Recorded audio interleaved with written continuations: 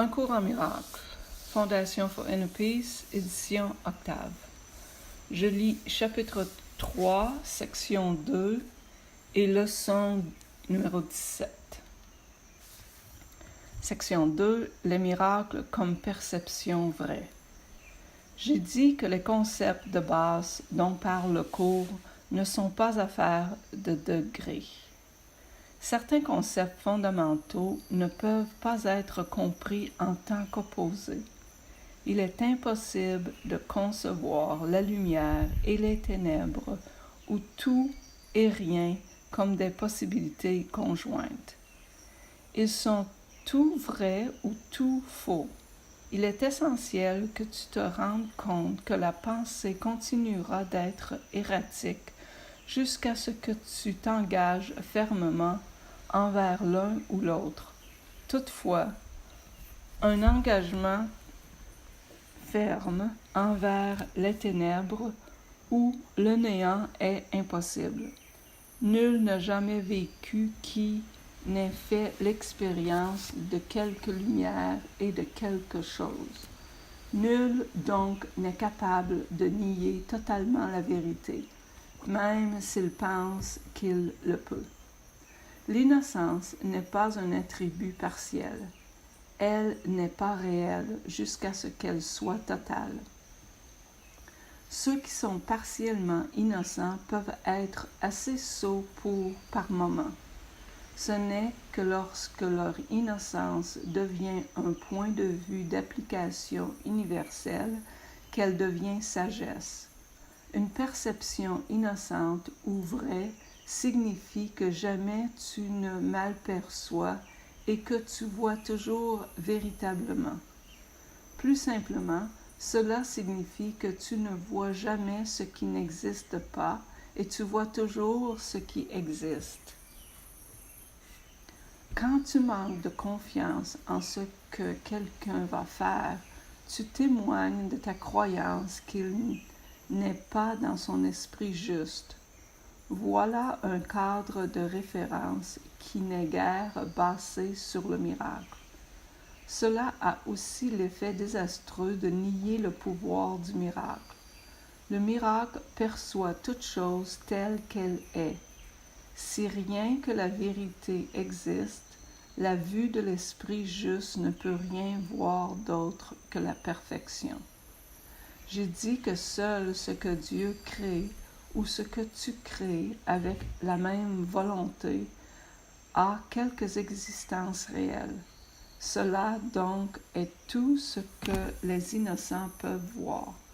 Ils ne souffrent pas d'une perception distordue.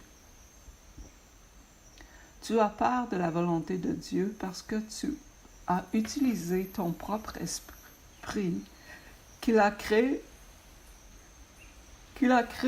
à l'image du sien pour mal créer. L'esprit ne peut mal créer que lorsqu'il croit qu'il n'est pas libre. Un esprit emprisonné n'est pas libre parce qu'il est possédé ou retenu par lui-même.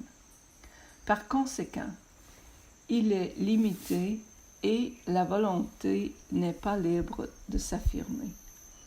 Être un, c'est être d'un même esprit ou d'une même volonté.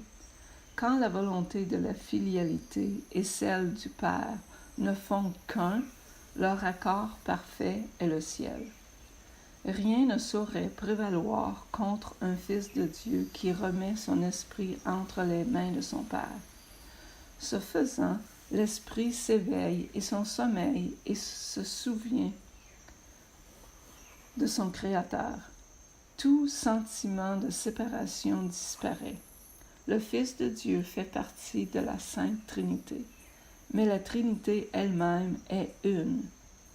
Il n'y a aucune confusion entre ces niveaux parce qu'ils sont d'un seul esprit et d'une seule volonté. Ce but indivisé crée une intégration parfaite et établit la paix de Dieu. Or, seuls ceux qui sont véritablement innocents peuvent percevoir cette vision, parce qu'ils ont le cœur pur. Les innocents défendent la perception vraie au lieu de défendre contre elle, parce qu'ils comprennent la leçon de l'expiation. Ils sont sans le souhait d'attaquer et donc ils voient véritablement. C'est ce que la Bible veut dire par « lorsqu'il paraîtra ou sera perçu, nous serons semblables à lui, car nous le verrons tel qu'il est. » La façon de corriger les distorsions, c'est de leur retirer ta foi pour l'investir seulement dans ce qui est vrai. Tu ne peux pas rendre le faux vrai.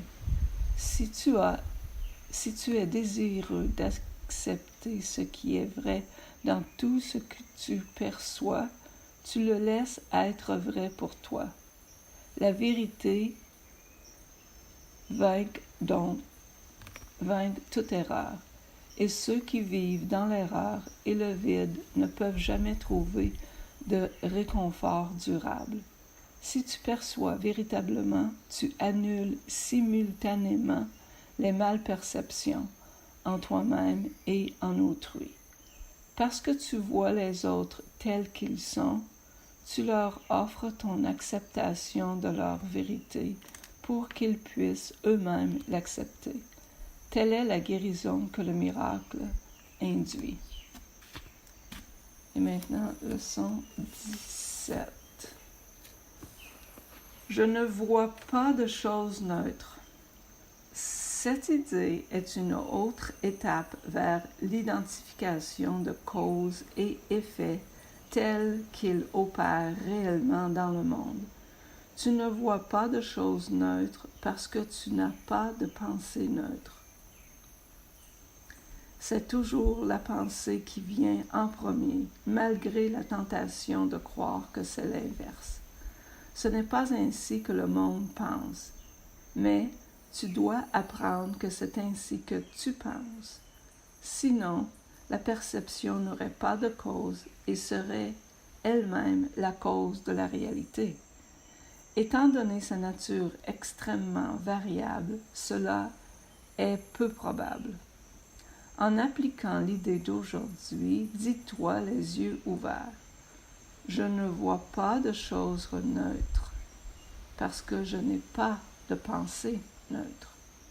Puis regarde autour de toi en posant ton regard sur chaque chose que tu notes assez longtemps pour dire « Je ne vois pas un ou une neutre parce que mes pensées au sujet des ne sont pas neutres. » Par exemple, tu pourrais dire « Je ne vois pas un mur neutre parce que mes pensées au sujet des murs ne sont pas neutres. Je ne vois pas un corps neutre parce que mes pensées au sujet des corps ne sont pas neutres. » Comme d'habitude, il est essentiel de ne pas faire de distinction entre ce que tu crois être animé ou inanimé, agréable ou désagréable. Quoi que tu puisses croire, tu ne vois rien qui soit réellement vivant ou réellement joyeux.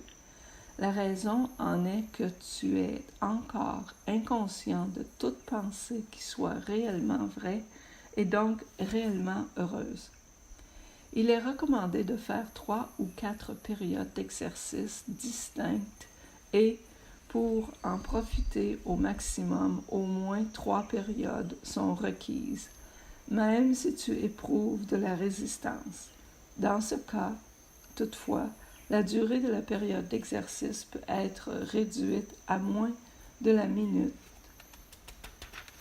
environ qui est recommandée autrement. Merci.